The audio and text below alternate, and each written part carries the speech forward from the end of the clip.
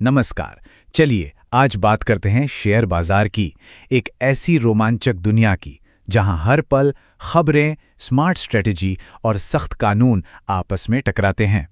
ये एक ऐसा खेल है जहां सही जानकारी किसी को भी राजा बना सकती है और बस एक छोटी सी चूक खेल खत्म कर सकती है। तो चलिए सीधे इस हेडलाइन पर नजर डालते हैं।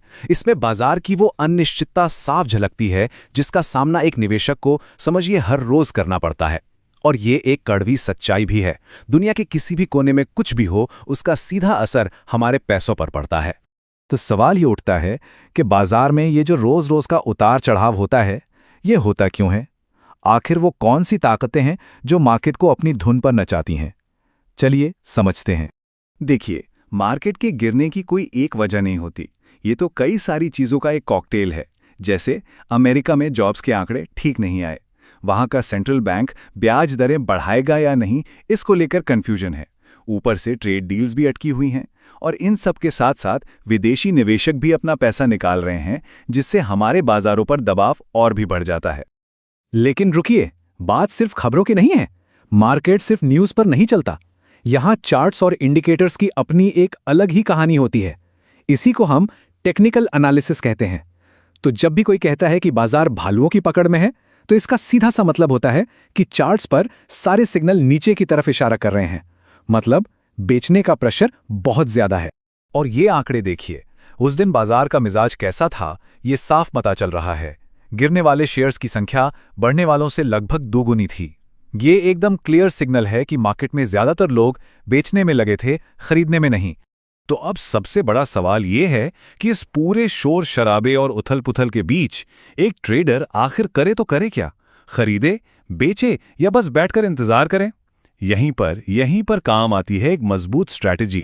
तो चलिए एक बहुत ही पॉपुलर स्ट्रैटेजी को समझते हैं, जिसका नाम है स्विंग ट्रेडिंग। ये मार्केट के छोटे छोटे उतार चढ़ाव में छिपे मौकों को पकड़ने का एक कमाल का तरीका है। तो स्विंग ट्रेडिंग का मतलब क्या है? सीधा सा मतलब है कि किसी शेयर को कुछ दिनों या हफ्तों तक होल्ड किया जाता है ताकि उसकी कीमत के स्विंग या झूले का फायदा उठाया जा सके। इसे डे ट्रेडिंग की तरह एक स्प्रिंट रेस मत समझिए। ये तो एक छोटी मैराथन है। यहां रफ्तार से ज्यादा धैर्य की कीमत है। इसको और आसान भाषा में समझते हैं। स्कैल्पिंग जो है वो बिजली की तरह है, सेकंडों में छोटे छोटे प्रॉफिट्स बुक करना।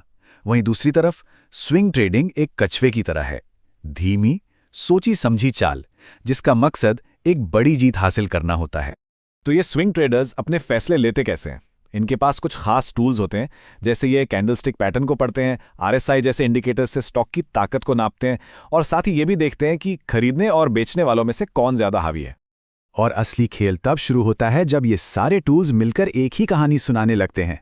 सोचिए, एक चार्ट पैटर्न कह रहा है कि कीमत गिरेगी और साथ ही आरएसआई जैसा इंडिकेटर भी चीख चीख कर कह रहा है कि बहुत ज्यादा खरीदारी हो चुकी है। बस ये एक डबल कंफर्मेशन हो गया कि अब शायद बेचने का सही समय आ गया है। अब यहाँ एक बहुत बड़ा नैतिक और कानूनी सवाल खड़ा होता है। देखिए, एक अच्छी स्ट्रैटेजी आपको बाजार में बाकियों से एक कदम आगे तो रख सकती है, लेकिन वो महीन सी रेखा कहाँ है जहां एक जायज बढ़त एक नाजायज या गैर कानूनी बढ़त में बदल जाती है? तो चलिए अब बात करते हैं खेल के नियमों की, उन कानूनों की जो बाजार में सबके लिए बराबरी का मौका बनाए रखते हैं।